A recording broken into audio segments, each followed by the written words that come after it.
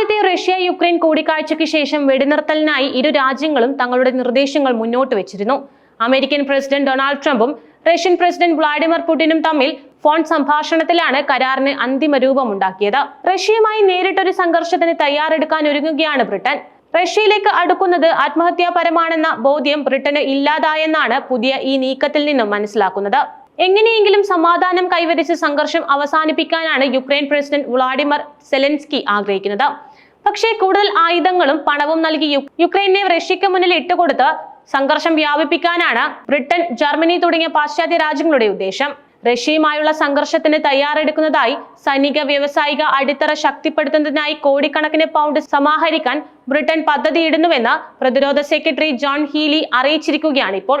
സർക്കാരിന്റെ strategic defence review പ്രസിദ്ധീകരിക്കുന്നതിന് മുന്നോടിയായാണ് പ്രതിരോധ സെക്രട്ടറിയുടെ ഈ പ്രസ്താവന വന്നിരിക്കുന്നത്.